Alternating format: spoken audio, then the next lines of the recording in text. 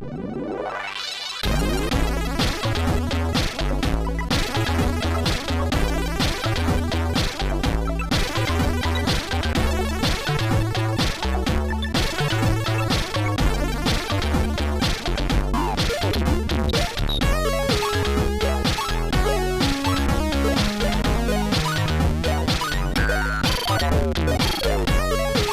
everyone, it's the Drunk Friend Podcast, and we're your drunk 90s nerd gaming friends. I'm Travis, and I'm still sore from all that wrestling in the last episode. Alex, how are you doing?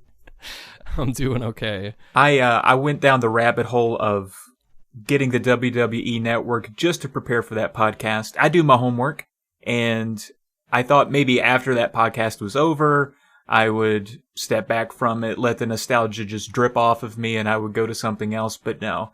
I'm probably on my 10th Royal Rumble in the past 4 days, and Ooh, okay. I'm loving it. Loving it. Have you watched 92 yet? I did. The one that Ric Flair wins? It was amazing, yeah. Oh, it's so much fun. Yeah. Especially his promo after. Yeah. It's amazing to me how every single time I watch one of those, there's a new wrestler that pops up that just sparks an old memory. The latest one was Too Cold Scorpio. I was like, oh my God, I remember that guy. Oh, yeah. ECW legend, Too Cold Scorpio. So we do have a guest coming on this show in a little bit, but first, a few housekeeping items. My mic was a little low last time, and I got mic fever. I got this new mic. I don't know what I'm doing. I was trying to compensate for room noise, and I turned myself down too much, and I didn't notice it during the edit because I got these big old cans of these headphones that are just giant. That looks like I'm trying to pick up a signal from outer space, and so I could hear me clearly on those, but when I listened to me in the car, it was pretty low. So I apologize for that. We'll make it right next time. Right on. And we'll make sure to say right on another 50 times this time. We got to do it. Yeah, we have to hit our 50 quota. That's right. I'm keeping track. So speaking of, not speaking of anything, this is a transition out of nowhere. This past week, you released two videos that are atypical for your channel, steeped in humor, a little off the beaten path. The Wizard of Oz one and the race driving one. So what's this weird week like been for SNES Drunk? Well, the Wizard of Oz video, it's hard not to just bury a game completely and just leave it at that. I wanted to have a little fun with it, so I wanted to make it dramatic with the Carl Sagan thing. Originally, I was going to quote Mr. Rogers and say, I like you just the way you are. Well, that's not the case with Wizard of Oz. That's Super Nintendo. Nobody likes you how you are, the way you are, Wizard of Oz. But I ended up going with another PBS legend, Carl Sagan. I just thought it would be funny. It was. But the race driving thing has been completely insane. 3,000 comments in less than a day. So what's average for you? What are we comparing 3,000 to? It's usually 200, 250. Wow. Holy crap. Yeah, this just blew the hell up. It got the same amount of views, but everybody chimed in. So everyone's kind of laughing at it, or for the most part, yeah. Okay. Some people, I shouldn't even say some people. There's a scattered few because right now it's sitting at 7,000 likes compared to 550 dislikes. Right. And so it's really tough because it's especially, I think the quarantine has a little bit to do with that too, because you feel like you're just getting overwhelmed and just hit from all sides, both good and bad. Mm-hmm. And I say that because I feel the need to respond to everybody, and I can't. I can't keep up, and it gets overwhelming. And it's just what do I do? Oh, there's nowhere for me to go. I'm stuck with it. It's well, I can't keep up, but in the meantime, there's nothing else for me to do. So it's kind of hard to deal with. It's I was not expecting that at all. So the past few days have been strange, to say the least. That's why I put that post up today. Just, I like giving people a little bit of insight as to what this is like from behind the curtain. Because in my opinion, it's weird. I don't know how it is for you. It's weird for me. Just the onslaught of comments and feedback is weird? That's weird, and just the armchair psychologists that are you know, there's only like a few of these people, but they're like trying to analyze like my rationalization for this and what I should be doing and what I should be thinking. And it's like, how about you just like kind of take off your glasses and have a nice tall glass of iced tea and go watch somebody else for a while. That's my opinion. And for those that may not have gotten to it yet, the race driving video is hilarious because you took some comments from people that, I mean, there were hundreds of them. It felt like it had to be close to 100 at least. Well, no, there are hundreds of them, but I only took about 50. All I have to do is go into the channel comments, and the YouTube Studio allows you to search by keyword. Yeah. So all I had to do was type intro. That's what I figured. And, yeah. Yeah, and I used clipping tool to just like highlight. It took a total of like 10 minutes to find 50 comments. Jesus. And it's all the people that just have always had this weird disdain for your tight, concise 2-second intro. And that was the whole point, is like, look how stupid this is. Yeah. Like, look how dumb. People will complain about anything if they're complaining about this. So yeah, that was the whole point. I loved it. And I also think it worked into a very apt review of race driving. I don't think he could have done it better. Well, it was either that or Bebe's Kids or Space Ace. Or what are some other ones? See, I already did Bill Laimbeer's Combat Basketball. True. I already did Pit Fighter. There's still like Captain Novelin and stuff like that too. But yeah. Yeah, race driving it might have been the first ever PowerPoint presentation. It's so slow. Bad. That was one of those games I played it for like 2 seconds, was like, I cannot believe how bad this is. Like, how did this get past testing? This is unbelievably like unplayable. It's one of those that sold off screenshots alone. People saw the back of the box. Exactly. I'm sure it did. Yeah, absolutely, man. I liked it. The funny thing was I had the video on, and again, if you've not seen it, you need to, but it's a very, very long, drawn-out SNES Drunk intro. And my wife's in the other room, and after about 48 seconds, she's like, "What is that?" She like thought there were bees in the house or something like that. I was like, "Oh, sorry, yes, SNES Drunk. He's having some fun. I'm just watching this." So, right on. That sounds good to me. Whole family was on high alert.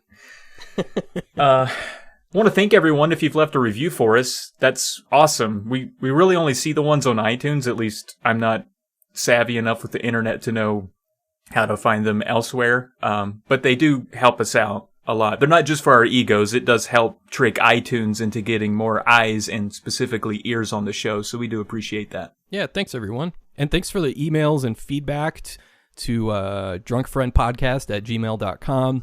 We're still thinking of making a YouTube channel for the show. Maybe it posts episodes like a week later.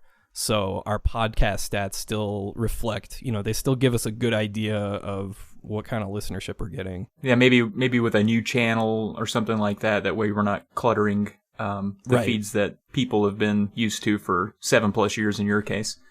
It would be a Drunk Friend channel, I'm sure. Yeah. I think we'll probably end up waiting until we got a little bit more of a backlog. I think this is episode 6, so we'll wait till we get like, I don't know, a few more under our belt, and that way we can upload all at once, and that allows people to get caught up.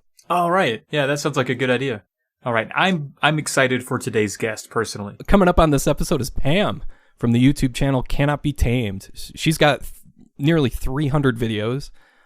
Plenty of in-depth reviews spanning across all kinds of different systems and consoles, whether it's old PC games, all sorts of stuff.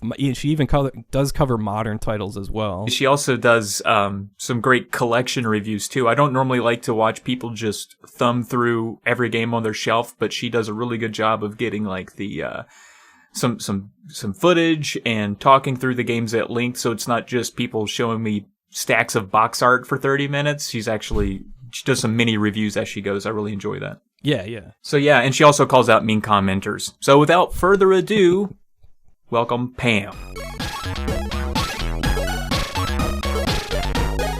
Hello Pam, thank you so much for hopping on here with us for part 2 of our 90s wrestling series. Oh God, no. Just kidding. No, how are you dealing right now through everything? Is everything going well for you?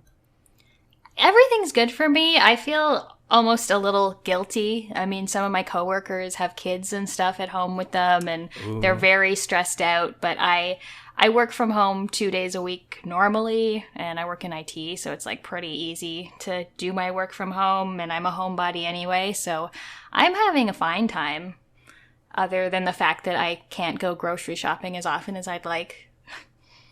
Yeah, we're doing the click list pickup. We were doing that before the pandemic made it cool, and our issue is that they put like everything in a different bag. Like if you order 4 cans of tuna, each one gets its own bag. There's just so many bags. Jeez. I could make a parachute out of the bags I get every time I go to Kroger.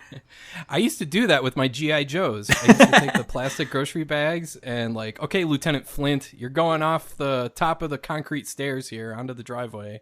Nice. Goodbye. Hopefully this thing doesn't have a hole in it that I haven't noticed.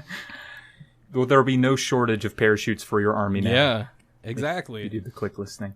But yeah, I wiping down the groceries. Is everyone doing that, or is that just my crazy wife making me do it? I have not wiped down any groceries. Like, I wash my produce, but that's about it. Nice. Yeah, I wash produce anyway, just 'cause. But, I mean, I think that first week, it was so kind of, like, surreal and weird and scary that I was taking those anti-sanitizer things to like my beer bottles and stuff like that. But after that, it's like, okay, this is kind of calming down a bit, or at least people are taking it seriously now. Yeah, You do that a couple times, it just makes the bottle slick, and now it's a hazard. Exactly. Okay, Pam, back to you. We won't spend a lot of time on how often I have to wipe down groceries, but where did gaming start for you? What were your first systems, first games? Where did it all begin? It began on PC. Don't ask me what exact PC. I have never really paid attention to that, but my mom worked for Xerox, who had access to PCs very early, so I had one in my house from when I was 3 or 4 years old, and then I got an NES as my first console. So did you learn to type really early on in life? Yeah, I learned how to type when I was 5 or 6. I had the same experience too, where we got a computer, or not a computer, but we got a really fancy typewriter. And my mom said, oh, if you want to use this, it's not a toy. You need to learn how to type. So I was like, fine, I will. Yeah, I remember playing Mavis Beacon Teaches Typing. I think that was a little bit later, but yeah. What games do you remember playing early on? I forget what it's called now. There's some educational games. There was one about trucking through Canada, and you have to get your load of produce or some kind of stuff that you're picking up, and you have to budget for buying gas and where you're going to drop it off. And I don't remember what it's called. I think it might be called cross country or something like that. But I remember playing that one pretty much. And then game shows, there was a Family Feud that I played back when the computer monitor was just orange and black. Sure. And SimCity, a really early SimCity. So back then, were you taking in games, thinking about them and talking about them with your friends in a way that is the same way you do now in your videos? Were you very... Analytical. Analytical. There you go. No, I don't think the analytical part came in until a little later, sort of maybe grade 8, grade 9, talking to friends about Final Fantasy 7 or things like that, and playing things together. But earlier on, when it was mostly platformers and things, it was just sort of passing the controller back and forth, not a whole lot of discussion. So I have to ask, since you brought it up, what do you think of, and I've seen your tweets about it too, what are your general thoughts on the Final Fantasy VII Remake so far? It's a mixed bag so far. I found the beginning of it, the first mission where you're blowing up that first reactor, was amazing. The first hour and a half, I was just, oh my god, this is great. This is better than I thought it would be.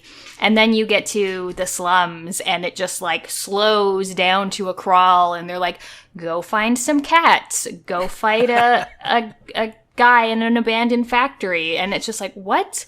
And they're trying to build up Cloud as a mercenary, and I'm I don't want to just take menial jobs for people. Like, I want to get going and blow up more reactors, but... and then it sort of picks up back again. Like, I like some of the extras, like you get to know Biggs and Wedge and Jesse more than you got to in the first game, which I really liked. But there's still just some things are like, why are you adding this into the game? Yeah, well, they're adding it for the sake of adding it, because the whole reason it's being made in the first place is fan service. Like, they know this has, like, a fan base already there. Like, they don't need to, you know, sell the game for anybody. It's just fluff, I guess. But don't let my girlfriend know that, because, like, Final Fantasy VII is, like, her favorite thing ever that's ever existed ever. So... she loves everything about it so far. Like, she loves especially the, like, she's like, I really love how, like, Jesse's, like, a real character now. And stuff like that, so. Yeah, I like them. I like that everyone's really, really hot. That's nice. Tifa, yeah, Tifa can get it, for sure. I mean, Biggs, he can get it too. Like, all Dude of them. looks like Ryu all of a sudden. Yeah. It's like, where did that come from? Dude's in a freaking King of Fighters game all of a sudden. Yeah, my most controversial opinion seems to be that I think the music is inferior to the original in every way, but a lot of people disagree. I don't see the problem with that. I saw that too on Twitter, and I guess it's a matter of, like, you know, my favorite game is Chrono Trigger, and I think about, like, all the remixes and revamps of the Chrono Trigger music, and it's like, yeah, that's all nice and good and all that sort of stuff, and, you know, great job and all that sort of stuff. I still like listening to the original 16-bit soundtrack when I play the game. Yeah. I'm not doing any sort of, like, MSU1 patch or anything like that, or MSU2 or whatever it is, but yeah, I would prefer the original soundtrack almost every time, in my opinion. So I agree with you on that. Oh, that's good. Yeah, I don't know what they did. Like, I don't have a very good musical vocabulary, but, like, the hooks of the songs, like the parts that are loudest and, like, bassiest in the original are, like, quiet in the new soundtrack, and it's weird, and it just sort of throws me off. One thing I do like that they did the same thing in Nier Automata, a game from, I think, like 3 years ago, where they record, like, at least three different versions of every theme. Like, of Tifa's theme, they have, like, a quiet version, a normal version, and then, like, an intense battle version. I really like that they did that, so they can, like, transition between, like, depending on what's happening, they can go between each phase, so to speak. I like that they did that a lot. But yeah, I'm with you that I prefer the original soundtrack, just, like, overall. Someone agrees. Twitter can be a beast. When I saw that tweet and I saw that there were as many replies as there were likes, I was like, oh boy. Yeah. Let me click and see what's happening. You got ratioed. I did get ratioed. That's all right, though. You got to expect that kind of thing. Yeah, every once in a while. So back to growing up with games. Sorry if you nerds are talking about Final Fantasy VII. I just want to step away from that for a second. No, I'm kidding. But you left a comment on one of my Nest Friend videos alluding to that either your dad or stepdad, I'm sorry, I don't remember, owned a bar with arcade games when you were growing up.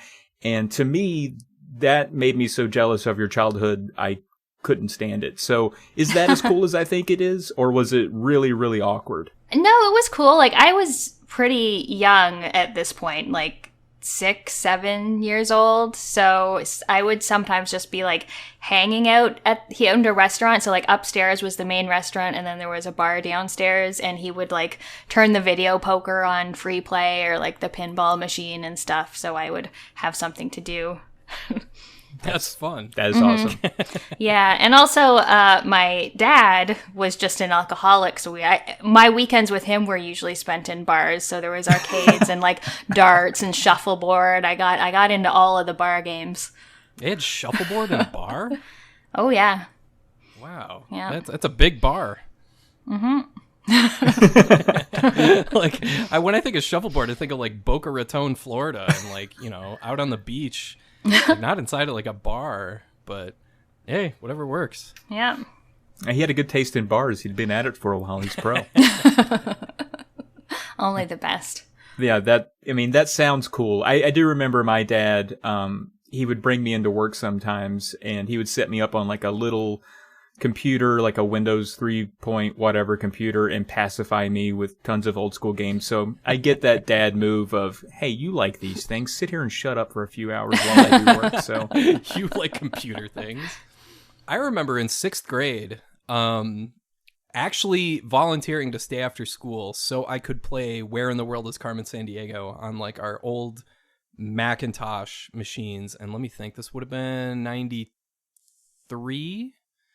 So whatever Macintosh model was out back then. And me and my friend Nick would stay after school just so we could like play Carmen Sandiego. And I think that game is like free on archive.org now. So I think so, yeah. Yeah, I should probably check that out sometime and see if that brings back any memories. Yeah, archive.org is incredible. It fulfills the wish list of everything I wanted pre-1994. It's got a ton of DOS games on it now, which is tremendous. Yeah. I love it. Like, what was it I found on it the other day? It wasn't quite Blake Stone, Aliens of Gold, which I mentioned on a previous episode, but it was like some other like first-person shooter from like way back.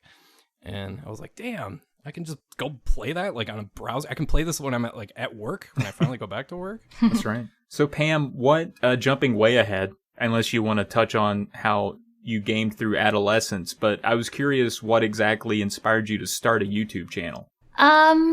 I just sort of started liking talking about and analyzing games a little more. I was a big World of Warcraft player for a long time. And I started a blog about World of Warcraft in like 2010 maybe. And that got kind of popular, and I liked doing like theory crafting and like guides and things. And then as I sort of lost interest in World of Warcraft, I started just writing about the various video games that I was playing. And then it just seemed like no one was really reading blogs anymore. And like once I lost that WoW niche, I also just like my traffic just like went way down, and I was like, okay, well, I'm going to try doing YouTube instead. So like my first couple of YouTube videos were actually about like female characters I liked and like games that weren't sexist. And then I decided to go Imagine that. Yeah. And then I decided to go into like, hey, here's the games that I used to play as a kid. I'm going to take another look and review them. So that's sort of, I guess, where my channel really started. Gotcha. And that was what, like 5 years ago?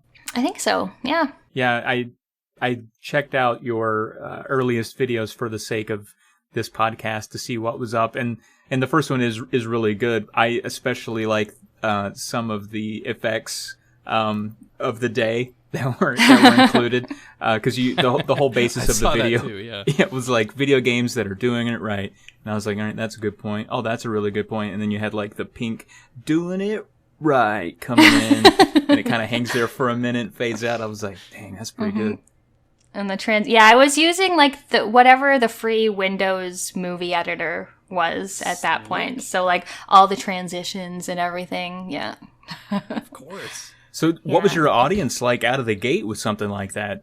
It wasn't very good. Like it took a while to get a couple hundred subscribers. So like I had, a bit of an audience that carried over from having the blog, but yeah, it took a bit for the channel to start growing. A lot of people nowadays don't realize that like YouTube back in, let's say, I don't know, 2013, 2012 was a much different beast than it is now.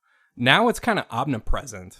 But back then, it wasn't owned by Google, and it wasn't the ginormous thing it was. I guess it kind of was, but it seemed like still kind of like oh, you have a YouTube channel. It was almost like a live journal kind of a thing, if anybody gets that reference. So it's like, is that what it felt like at the time? Like your own personal like journal to like just get stuff out? Or did you plan on making this like a bigger thing as you went? Or how did you approach it in that sense? I always hoped that it would be a bigger thing. Like I never had any dreams of like being a YouTuber as like a full-time job or anything. Yeah.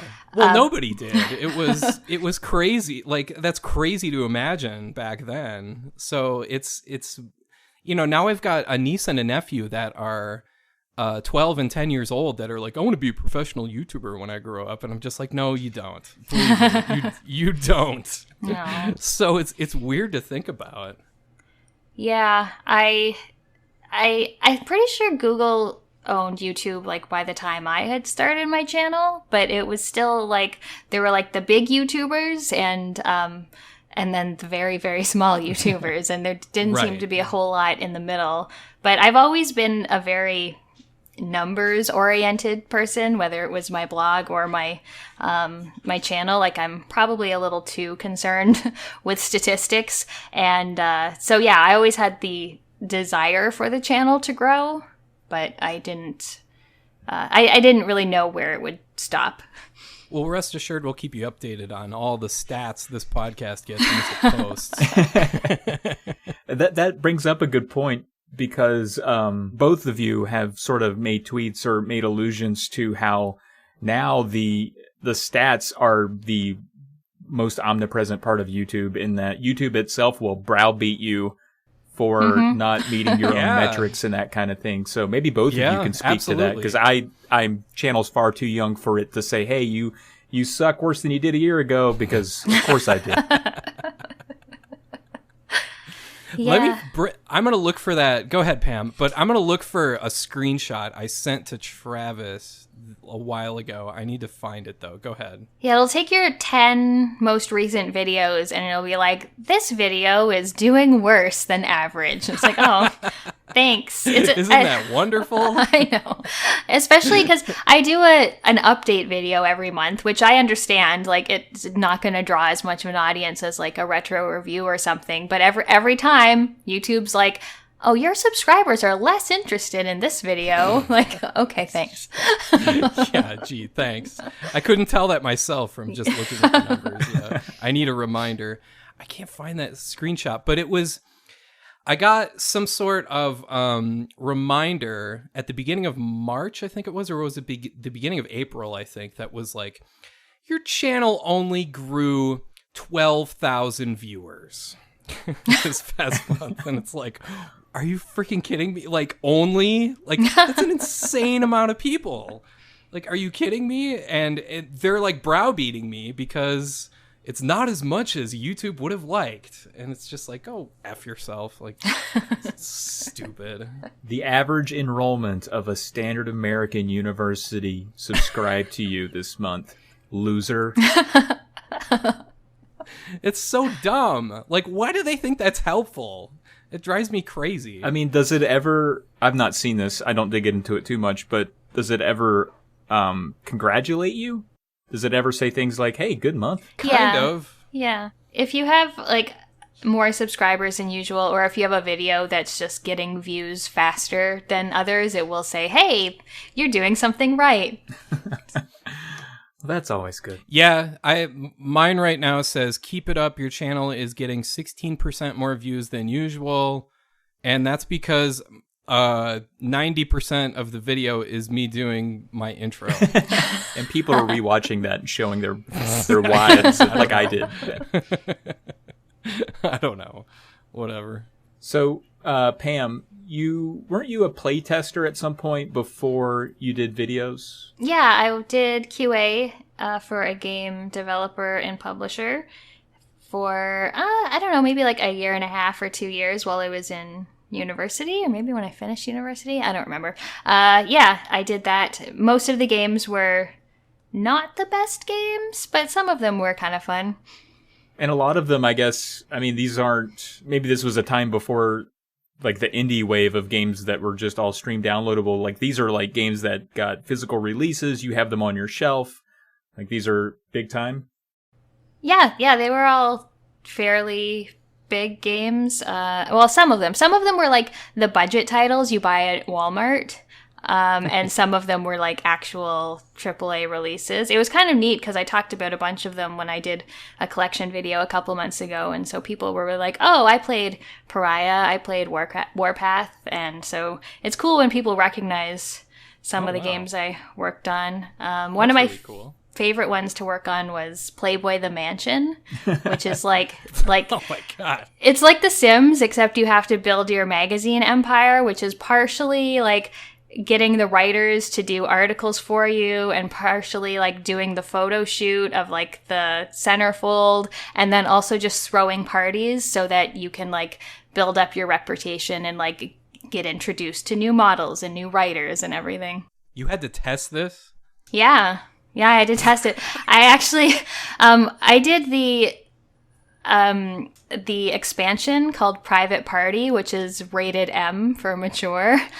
So it didn't get a physical release because of that. And yeah, one of the funniest things that we did on that was we had to do a submission for the ESRB. So we had to record any instances of like violence or drugs or alcohol or sex. And so we would be doing that. And so one of my other testers, I would be like trying to get something to happen. And the tester would be like, Pam, you can't make two women have sex in the bouncy castle. I was like, oh, you want to bet? Like, challenge accepted.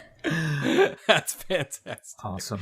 Oh my god. I didn't even know that was a thing. Like, people play these games? Seriously? I guess there's a... What were those DOS games called in the 90s? They had that character. I see his face. I'm terrible with names, though. What is his name? He's got like the Leisure Suit dark... Larry?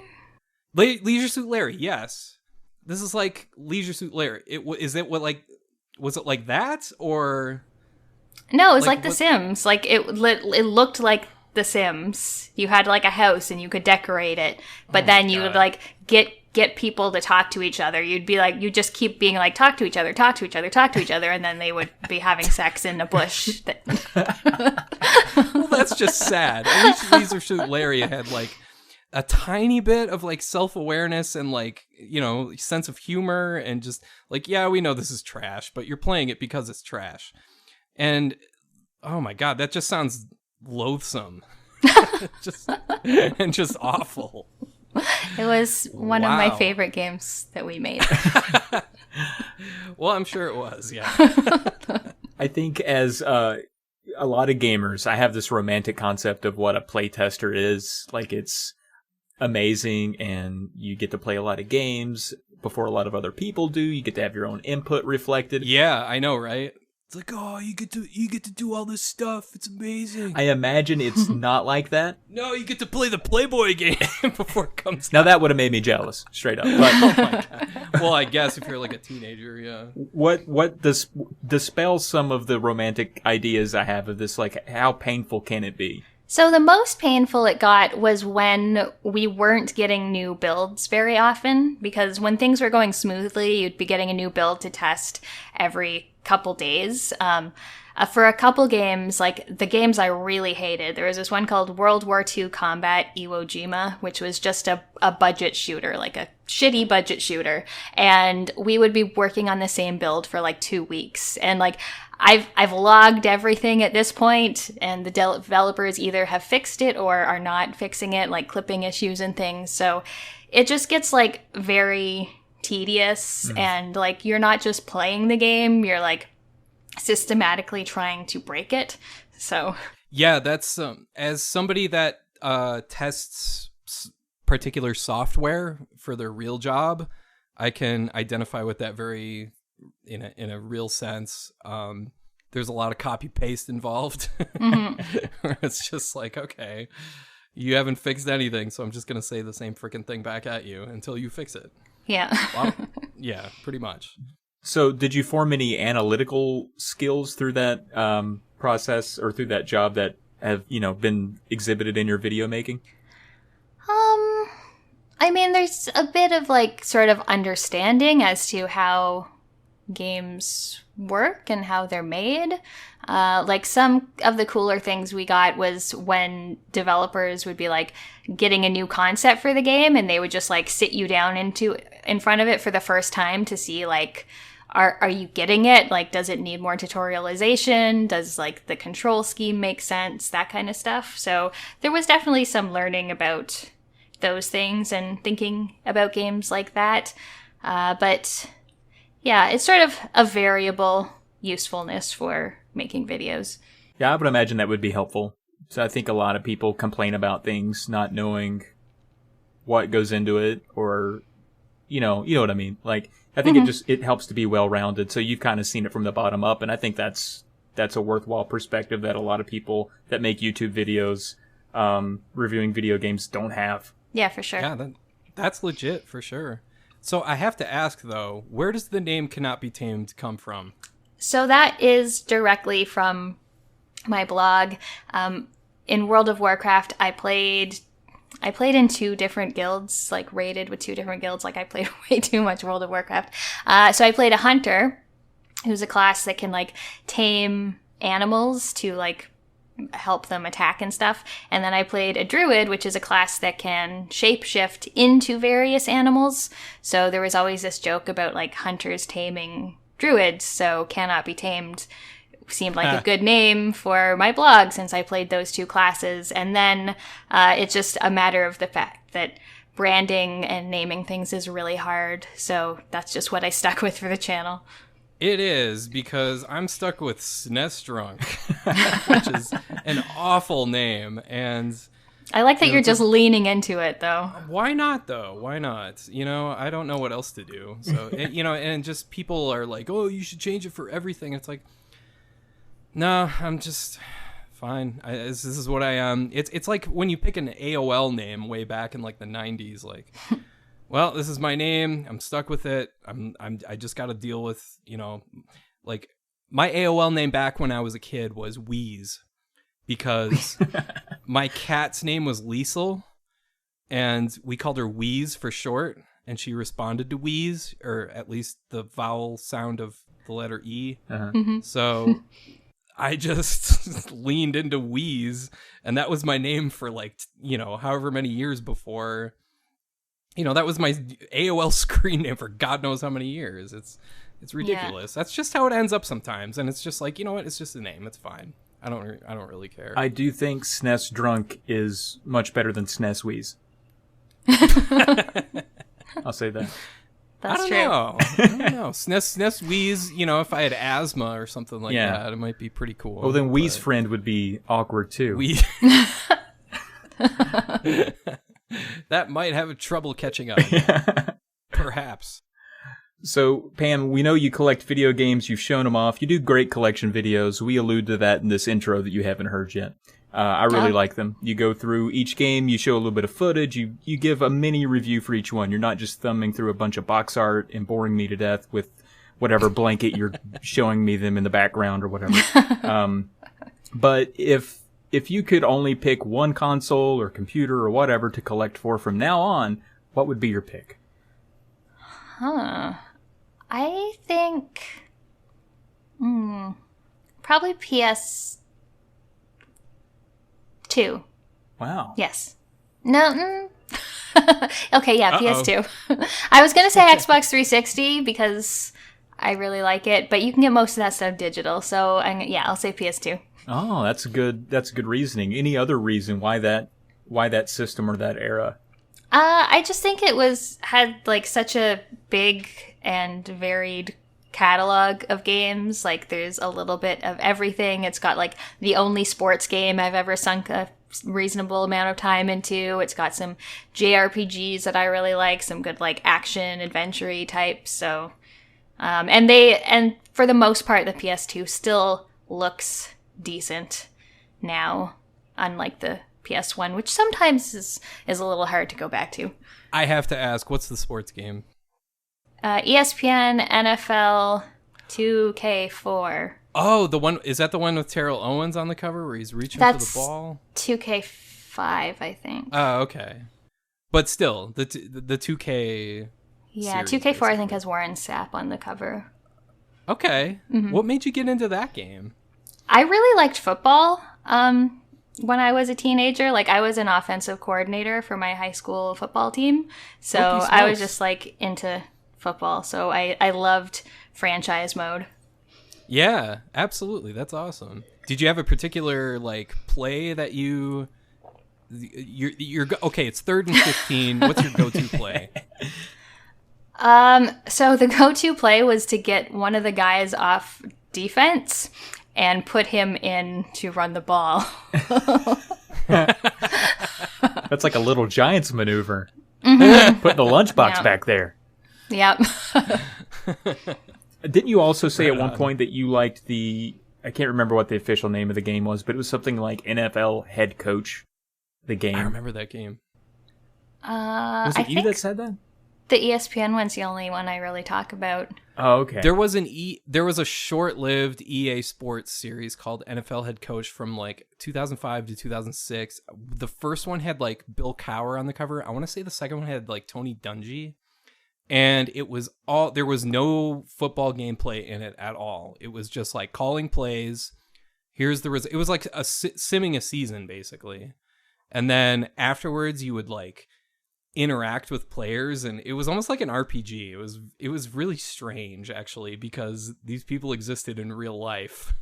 Yeah. Imagine like, oh, I'm going to role play as Bill Cowher. Like, really? Like, why? Let me get my adhesive mustache, and here we go. And my jaw implant. Sorry, Pam. For some reason, I thought you had mentioned in some universe that you had played that game, and I was impressed because I thought I was the only one to do that. So clearly, Alex has too. There you go. You're not alone. I did a little while. No. Yeah, I only played it for like a week, and I was just like, there's no actual football? Like, really? Like, this is just like a sim game? Like, that's kind of dumb. So I just brought it back. Yeah, it's like the time before DLC. That was easily that's a good way to put it, yeah. So back to collecting, because that's probably more entertaining than how you can roleplay as Bill Cowher. What was your best find at I don't know, however you collect, thrift store, yard sale, garage sale? Do you have any of those, golden goose finds that you can't stop bragging about? I don't like shopping or buying games or thrifting or any of that stuff, really. But I'm like a go to a game swap, do one lap around, okay, I'm ready to leave kind of person. But what did I get? I got like a copy of Jurassic Park Operation Genesis for a pretty good price at an auction at Retro World Expo. You've been to quite a few of those like conventions, it seems like. I've been following you on Instagram for a while, I admit. So what are those conventions like? Like, are they just like swamped with people? Do you find very many good deals there for games if you're looking for games? Like, what's that like? I wouldn't say they have great deals for games. The prices are usually pretty standard to like maybe a little less than what you'd see in an actual physical store, but there's not that many great deals. They are pretty packed with people. It sort of depends on the convention. Like, I really like Retro World Expo because it's very much game focused. Whereas some, like I used to go to MagFest, I found like MagFest kept moving away from the video games in terms of the vendor floor, and it was more like anime stuff and less video games. Do you find that too, Travis? Yeah, like it's just a lot of art, and I mean a lot of that stuff's cool, but there are like maybe 4 gaming tables tops. Yeah, so it's nice when like the really gaming focused things. So but they are pretty busy. And I often go looking for big box PC games, and there's very rarely very many of those. That's disappointing. I love big box PC stuff. And in fact, I watched your big box PC video the other day, and I have to ask you this. Have you heard of Blake Stone, Aliens of Gold? I don't think so. It was at the tail end of that wrestling podcast you skipped. Oh.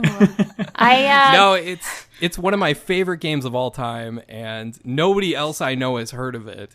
And it's just a first-person shooter that came out around the same time as Doom, and it uses the Wolfenstein engine, and it's pretty basic, maze puzzles, that sort of thing. It's really fun, but nobody knows what I'm talking about. Oh yeah, this bring looks it up. just like Doom. Oh, it's by Apogee stuff. Apogee? Yeah, OG? Yeah. Okay. They eventually did Rise of the Triad. Okay. So they're well versed in first person stuff. Mm-hmm. But yeah, I'm just waiting to find somebody that knows what I'm talking about and doesn't like turn their head sideways when I'm asking about Blake Stone, Aliens of Gold. Well, you're 0 for 2. Yeah, Dang. keep looking. It does look cool, though. I mean, it looks like something I would have played back then. I've been playing that, like, I've put like 7 hours into it the past like 3 days. So, and that's a lot for me, like, for considering like I'm not going to do a video on it or anything like that. Why not? You should. Nah. That's the only way to find other Blake Stoners.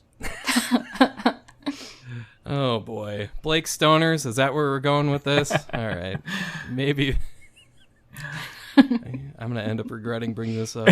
All right. So Pam, do you consider yourself an introvert or an extrovert? Part 1 of this question. Definitely an introvert. And so recently your channel sort of spiked in popularity. I would say over the time that I've been familiar with you, it's tripled easily, quadrupled maybe. How does that clash with your introvertedness? Is it a thing?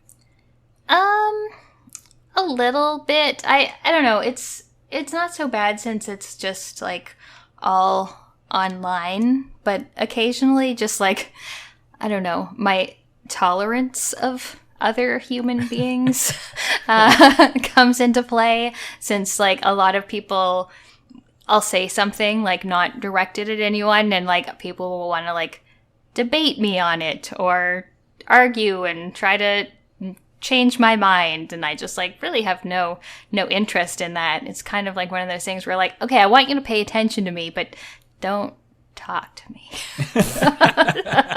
That sounds terrible. I mean, I do like talking to people. Like I'm very responsive in my YouTube comments. I've generally respond to, I used to respond to like literally all of them. Now it's most of them, just because they're getting a little unwieldy now. But yeah, I like. Are they? I mean, there's a lot per video. I know. It. I swear to God, it's like you hit a certain plateau, and it's like, okay, a certain personality type has been unleashed. And oh yeah. There's no going back from this. Like, it's just what you have to deal with from now on, and it's just like, okay, all right. It kind of sucks, but is that? Please tell me that's not like affecting the content or anything like that, right? Oh no, I whenever I get the annoying or the mean comments, I try to just have fun with them and have a laugh at other people's expense. I never feel like any of that stuff ever discourages me or like makes me feel bad about my content or anything. It's usually when I get like the negative stuff or the people trying to explain video games to me or anything. It just like it fuels that spite fire. Like it doesn't discourage me. I'm totally with you on that. And you make some great videos based on that. You turn around and just like, hey, I'm just gonna like make content out of this, which is tremendous. I think more people should do what you're doing. Thank you. Yes, I like it. I like how your latest video, or I think it was your latest video, you did that. That was the idea, and it really kind of avalanched into something I wasn't expecting. It ended up getting like 3,000 comments, which is wow. Like, what the hell do I do with all this? And I'm one of those people that feels the pressure to like respond in those situations when I put myself out there for comedy's sake. Because that's what it was. It was a comedy video. It was just like, this is dumb. Like, people are complaining about something stupid. Yeah. So I'm going to point out how stupid this is. Do you feel, and then you get like these comments, which are mostly positive, but it's still overwhelming, even if it is positive. Do you feel that too occasionally? Like, even if it is positive, it's like, holy, I can't even keep up with this? Or how do you deal with that kind of sensation, I guess?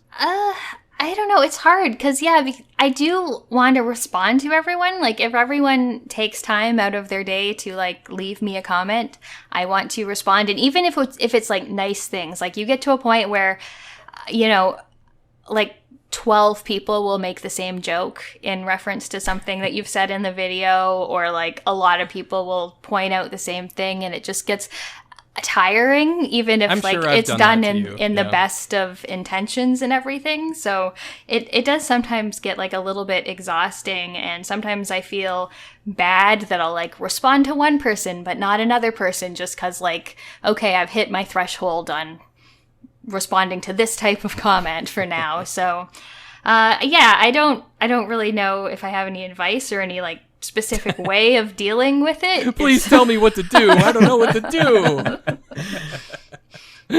It is weird though. By the time I get to your guys' videos, it's several thousand views already, hundreds of comments, and I'm scrolling through and I'm like, oh, I was gonna say that. And I end up not commenting. But just know, I watch and love everything you guys do. I keep it to myself. Thank you. See, in a way, it's like, oh, just comment anyways, because I like comments. But in another, it's like, thank you. I wish more people would see. Like, has anyone made this joke yet? That's fair. I do my homework. SNES Drunk knows. I'm always doing the homework, making sure. No, this guy's got this big outline in front of me that I'm staring at. I've been staring at the past. And next on that outline, 40 minutes. Before we get to listener questions, Pam, will there ever be another Media Mavens? Will the podcast ever come back?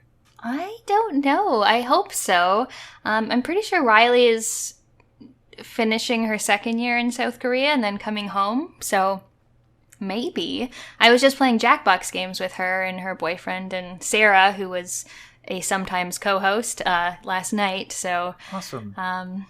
I would like that because I really like podcasting and I do miss it, which is why I'm very happy anytime anyone invites me on their podcast that I don't have to edit. Oh, true that. I know, right? Hey, Travis, you're going to edit this one, right? Yeah, I got it. Should we get to listener questions? Let's do it. Let's jump in. Okay, so our first one is from Button Masher Chat. I don't know what kind of name that is, but he says, thoughts on the current market for aftermarket retro consoles, like analog or Polymega, that sort of thing. Go ahead, Pam. None? The Polymega looks neat. Right now I have a FrameMeister, so I've just got all my original consoles hooked up so that I can play and record them pretty easily. But I do like the idea of consoles that can easily connect to modern television, since I don't have any particular allegiance to CRTs. So I like the idea of them. Sometimes they're expensive. Like the Polymega looks really expensive for all of the different modules for the system. But like I'd love to have like a Sega CD one that was just like super easy to plug in rather than using my XI. Oh, totally with you on that. Yeah, Sega CD is, or even even some of the weirder stuff like Jaguar CD, the stuff that breaks easily. Mm-hmm. Yeah. Like, what if I just want to play those games, and there's no other way to play them other than those crappy, finicky, cheap, thrown together laser, CD things. But since you mentioned FrameMeister, I do have to ask you something, some advice, perhaps. So I've never been able to get audio out of my PS2 when I connect it to my computer. I don't know what it is when I connect it to my computer through my FrameMeister into my computer, and I use OBS to get footage. I can get video just fine, but for some reason I can't get audio. Have you ever used it for PS2 by any chance? I use it for PS2, but I just play it through my television, and I have like a pass-through video recorder. Like I don't involve my computer at all. You don't put it through your computer at all. Okay, good to know. I might have to try that then, because when I try and use OBS with it, it's just like no matter what settings I mess with, there's just no audio. I was gonna do some ridiculous like Tiger Woods Golf 2006 thing, and it's like, well, this isn't as fun if there's no audio. So I just kind of gave up. If you out there have the answer, drunkfriendpodcast@gmail.com. drunkfriendpodcast@gmail.com. Hit us up. Let us know. I drank all my wine. Oh, sorry. Sorry. Well, no. We're almost Go done ahead. then. What? No, it's fine. What does everyone else think about these consoles? I don't own these. I have an analog. What is it? An analog NT for the Super Nintendo. It's tremendous. I love it. It's freaking fantastic. It looks awesome on my.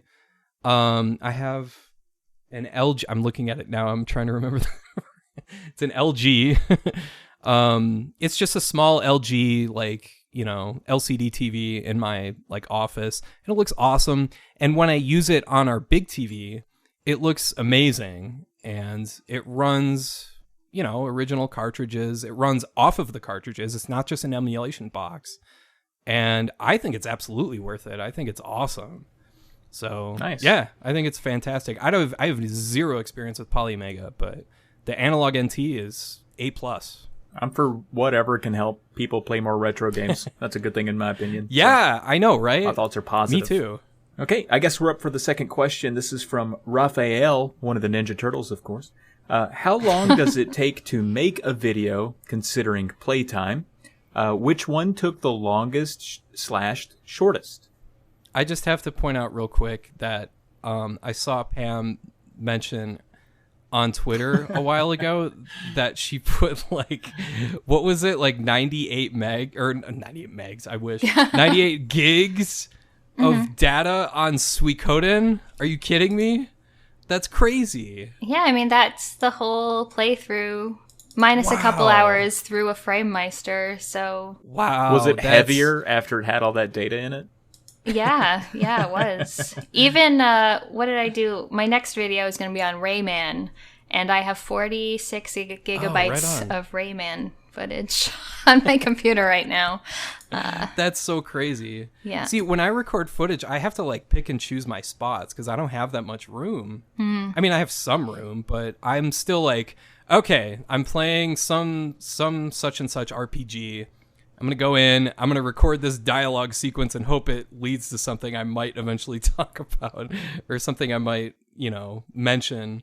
And I'm going to record parts of this battle or whatever, or parts of the overworld.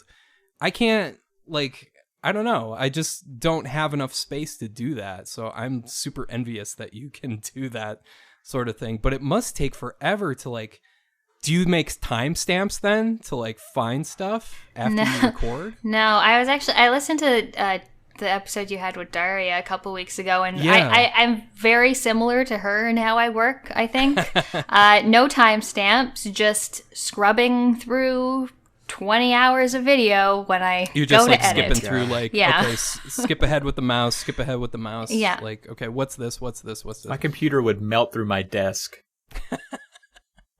That's how I am too, but it's like I have so much fewer footage to like sort through. So sometimes it's nice to do like a Xbox game, because then I can just be like, record the last 2 minutes. But then when I actually get to editing, I'm like, oh, I didn't record enough 2-minute segments, and then I have to go back and get more. Oh my God, that's the story of my life. And then there's the embarrassing moment where you're talking about something and you're mentioning something. It's just like, yeah, I got nothing for this. Sorry. I'll often just cut it out of the script. I'm like, oh, no footage for this. Goodbye. Yeah, I might have to do that occasionally. These are good pointers, because I just did the Power Punch 2 video a few weeks ago, and I never actually showed anyone doing a power punch the whole time.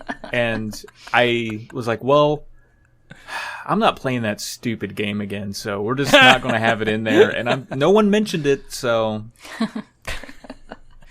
I mean, a lot of people will make videos where they just, like, seemingly put random footage in the background while they're talking. So I feel like if you're trying to be deliberate about it, you're already, like, a step up. Yeah, that's true. I have noticed that with other folks, where it's just like, here's a 30-second clip nonstop of stuff while I talk about like 3 different things. And it's like, Well, that works, I guess. So I guess what was the question? Yeah, sorry. It was how long does it take to make a video considering playtime? And I probably do it differently than you two in that, one, I already play NES games, which are way shorter.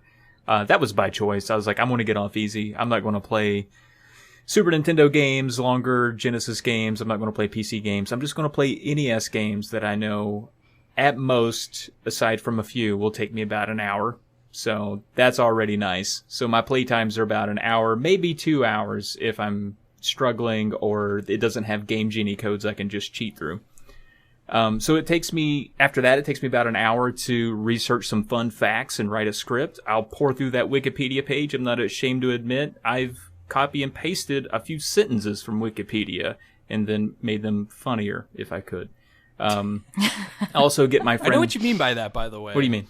Where you just like copy paste and then it's just like, I can take these words and twist them to make them, just like completely rearrange the sentence. Not even using any of the same words. It's just like, how can I phrase this differently, basically? Oh, I do that all the time. Or just add some reactionary thing at the end of the sentence. Like, recently I was writing about the Rambo game. It's not a video that's out yet, but it's one I'm working on. And I wrote like the first paragraph thinking, after having played the entire game, that it was based on the first movie, and then realized halfway through, I'm like, shit, it's based on the second movie. And so I pulled a sentence out of Wikipedia that says, like, it's based on Rambo First Blood Part 2, and then I just added, which is widely accepted as the most confusing, film title in history. And then I use that to riff on the entire time. I start calling my video Rambo First Review Part 1. I just do so I get lazy and just try to make up for it with humor.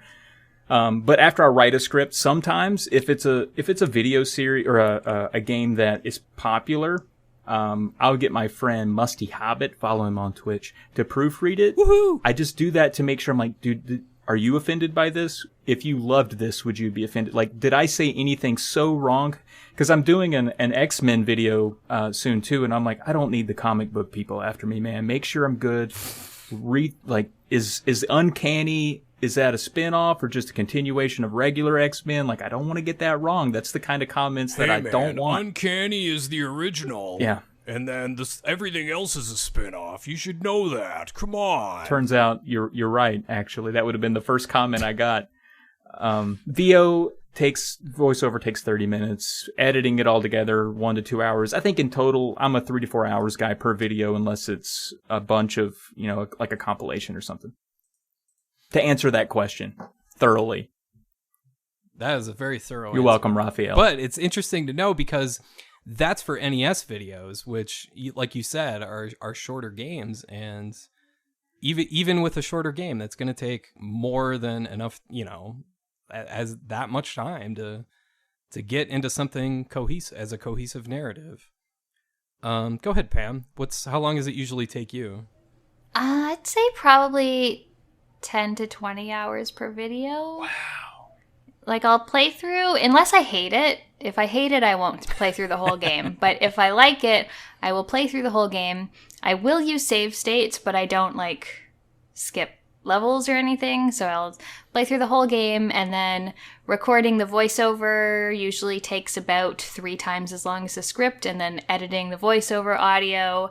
I guess before that I have to write a script, which is where the procrastination comes in. Like, the actual pen to paper keyboard typing might only take a few hours, but there's a lot of procrastination. There's some research for fun facts or interesting history, or maybe I'll look for other videos that show interviews with developers or things like that. And then the on-camera usually takes about an hour, and then editing the audio from that takes a while, and then the full edit takes, depending on how long the video is, between 3 to 5 hours generally. So, and the longest videos that it took me to make were Vampire the Masquerade Bloodlines, just because I started writing that probably 3 years before the video actually came out. Okay. So there was a lot that went into that. And then the dig, just because there was a lot of research, like a lot more research than I usually did, since it was like part review, part sort of history, documentary type video. That's my favorite video of yours, by the way. I really like that. So the hard work paid off. It's astounding. Thank you. That is my favorite. I think it's my best video. So That was pretty recent, right? That was within the past couple months, I think. Past year. 6 Past months a year. Yeah. Oh, yeah. Sorry. It's all right. I just remember seeing it recently and being like, I think I need to play this. Yeah. What about you, Alex? What's the average turnaround time on a drunk video? It all depends on the genre. If I'm doing a beat 'em up or a shoot 'em up video, those you'll know that I'm pressed for time because those don't take long at all. Like even the script is like 7 paragraphs. It's like, okay, how many levels, how many lives do you get, how many continues? Is there a save or password system? Is there a ridiculous comical story that I need to describe? If not, skip that. Then it's just like an editorial after that, basically. Like, is there anything like interesting that happens throughout the game? Is there, like right now I'm looking at, I had no idea this existed. It's Batman Forever, the arcade game. I was only familiar with Batman Forever, the absolutely god-awful Super Nintendo Sega Genesis games. But it turns out there's a Batman Forever arcade game that was ported to Sega Saturn and PlayStation. And I'm playing the arcade game, and it's super surreal because it's like, it's got that photo digitized graphics, the same as like Mortal Kombat, but you still get those same power-ups where, you know how it is in beat 'em ups, when you get a power-up, your character like flexes and screams and like does this like weird pose, and that's happening with a photorealistic character, and it's like, that wasn't a good idea, I don't think, but it looks super goofy, but I don't know. It's extremely weird. I've never seen this game before in my life, but yeah, I'm working on this game now. Oh, nice. I was earlier this afternoon, and it's very strange. Second player plays as Robin. It's just, I love arcade beat 'em ups. It's a soft spot for me. They're so fun and so stupid. So they're so off the wall and ridiculous. Those don't take long at all. The longest games are games like Seventh Saga, which are just absurd and take forever. RPGs always take forever. I'm working on one now called Far East of Eden, or I guess technically Far East of Eden 0. That one's tough because it's a long playtime. You got to get a real good feel for the story. You got to get a good feel for each character, what they are, what their fighting style is like. Like, Pam, how long did it take you to do the Suikoden video? It must have taken at least a while. Yeah, well, my game time was about 22 hours. Yeah. So that obviously added a bunch to it. But I did find that, like, writing it and editing it didn't take as long as I expected it to. So, yeah, that was probably more closer to 30 hours just because of the gameplay time. But you already kind of have your mind made up, your notes and your mental notes in your head, like, oh, I need to say this about this and this about this and that sort of thing. And I try not to do a whole lot of like story summary in my videos. Sure. So I feel like that saves time as well. Is that because of spoilers? No, I don't super care about spoilers. Although people would be like, "You've spoiled Gunnack for me." I'm like, "Really? I spoiled Gunnack." There were for carrots. So no, it's you just spoiled NBA Jam for me. How dare you? You told me the Bulls are the best team. How am I supposed to play this game now? Jeez. No, it's just sort of not like I like analyzing like themes and things, but like the actual beat by beat story things, it's like people can find that out for themselves. That's a good point. Yeah, I made the mistake of spoiling Super Metroid to a certain extent way back in the wee days of 2014, I made the dumb mistake. It was my fault. I made the dumb mistake of giving away what the final battle was.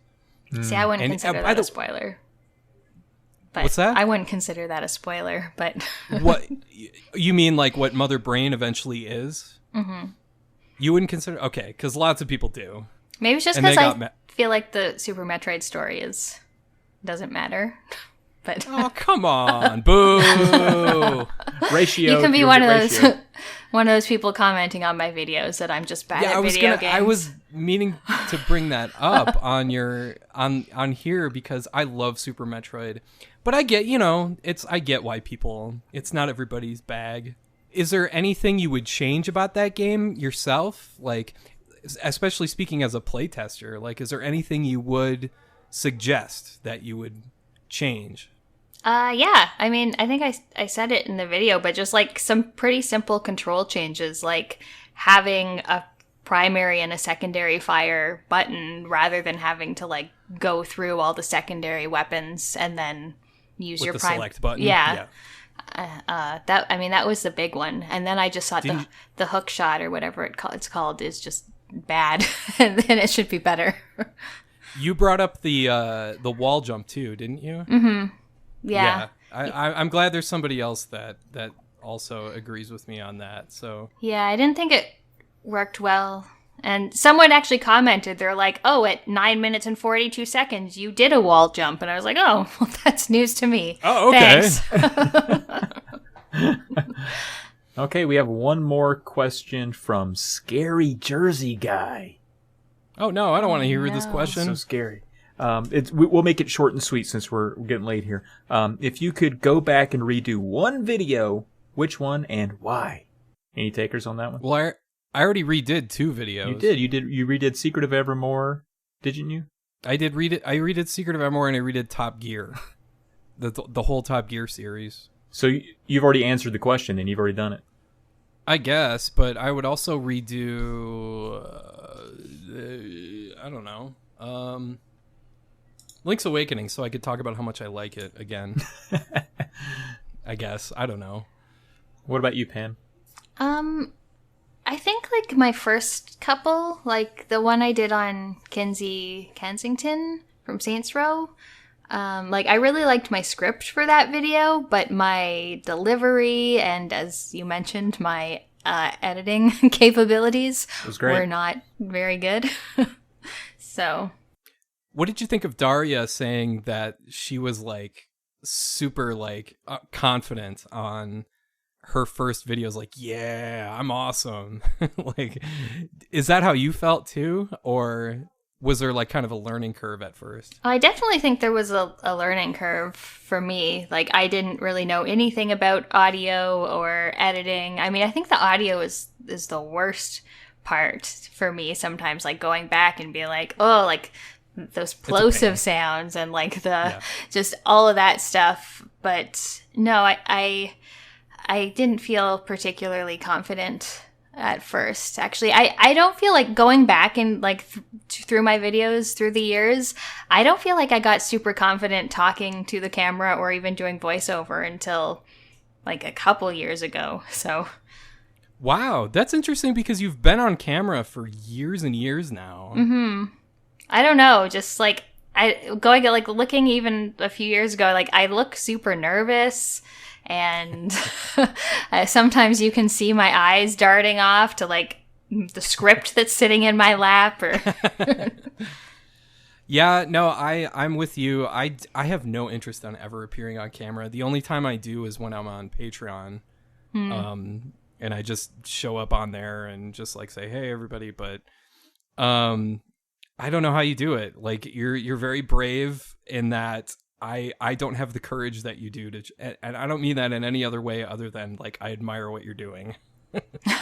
Thank you. Yeah, I don't know. I mean, part of it's just like there's less women doing this, so I'm going to make sure everyone knows. That's definitely true. Yeah. You probably get your fair share of comments in that regard too, I'm sure. Yeah, I do. Like, when I started my channel, it was like the beginning of 2015. And actually, one of the other reasons, aside from just no one reading my blog anymore, was like after like Gamergate and everything happened and like people were getting like chased out of gaming, I was like, no, I'm gonna be more visible. Take that. Yeah, cool. So Well, good for you. that's sort of part of why I'm on camera. And also, like, I've never really given the impression that, like, these are my objective reviews. Like, these are, like, my thoughts on video games that are personal to me. Like, so I feel like I'm a big part of my channel. It's, you know, I'm not trying to just, like, give people facts and information. This is the definitive review Yes. of Suikoden or whatever. Yeah, I know, right? It's like, this is the only opinion allowed. There's no other opinions ever.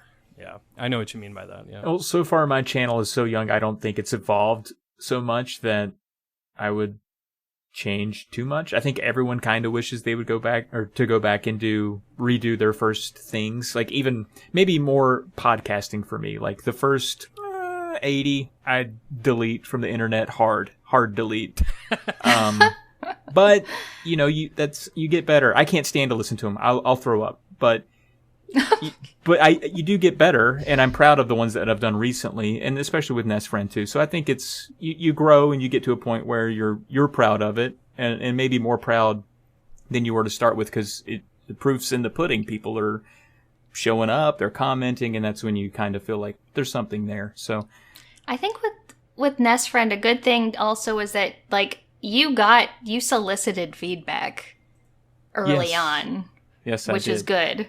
Like, I was just like doing this all myself. Don't know what I'm doing, but just going for it. Whereas, like, you seem to have like internalized some feedback. So I think you had a pretty strong start. Yeah, certainly. I mean, it helps when you copy the guy who you're eventually on That's a podcast with. It doesn't hurt to Copying also helps. I borrowed that formula. But I will say a lot of the feedback I got early was, you know, there's a lot of Nest stuff out there already, and I can read a Wikipedia. I don't think it's going to be. That was a lot of it. That's one thing that bothers me about a lot of video reviews out there is, like, they do the whole thing. I know I've talked about this before, but it's like, Guardian Legend was made by such and such in the year 1989, and it was published by such and such. You know, it's like dryly reading the right column of Wikipedia, and it's just like, I can go read that myself. Like, I don't need a video for that. It's like, come on, dude. Like, make it. I'm not saying make it entertaining. I'm saying, like, make it worthwhile. Like, just make it something other than a Wikipedia article. Yeah, find a fun fact in there and then highlight that. Make that interesting. Yeah.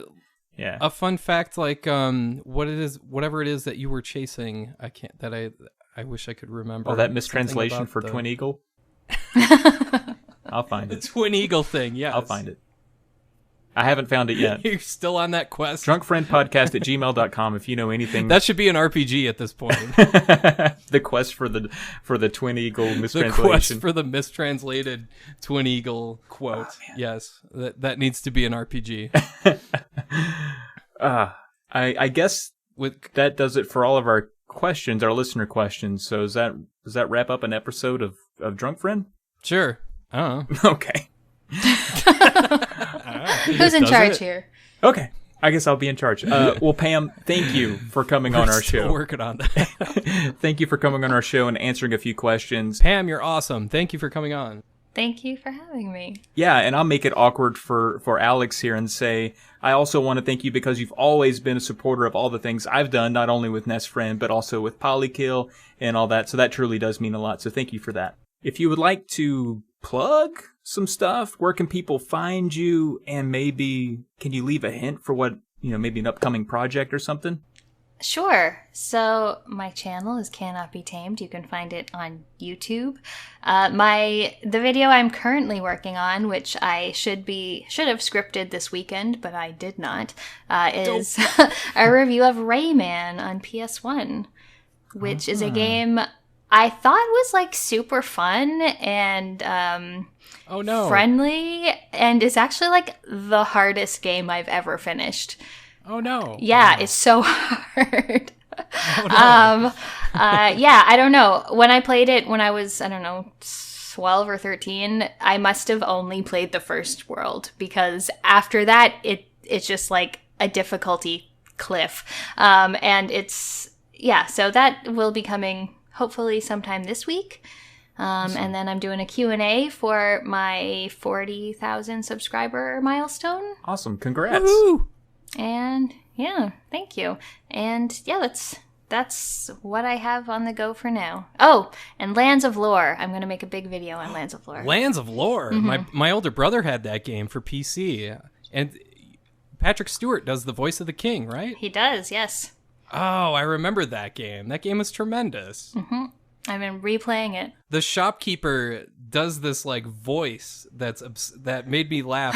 If I remember correctly, I don't remember exactly, but it's when you buy a weapon, he makes this voice that's like, excellent weapon, or something like that. And I'm like, is that guy's real voice or what? Like, oh, I love Lands of Lore. That's one of my favorites from way back when. Yeah, mine too. And then I hated the sequels, but the first one was so good. I didn't even know it had a sequel. Huh. You'll learn more about it whenever I make the video. Sweet. All right. Excited for that. Well, all right, everyone. That's been another Drunk Friend podcast. Be sure to check out polykill.com to find more podcasts like this one. And once again, reach out to us at drunkfriendpodcast@gmail.com if you know how to make a PS2 make noise and if you know what happened to that mistranslation. If you'd simply like to help out the show, remember to rate and review us wherever you listen. We're on Twitter as well. I'm at Trav Plays Games. Alex is, of course, at SNES Drunk. You can find Pam at Jasila_. Also, we want to give a shout out to Cooler for the podcast music. The song you heard is called Electric Star Bounce. And you can find a link to more of his music on the Buzzsprout podcast page. Be sure to catch us all on YouTube, and thanks for listening. And we hope you have a great rest of your day. Cheers.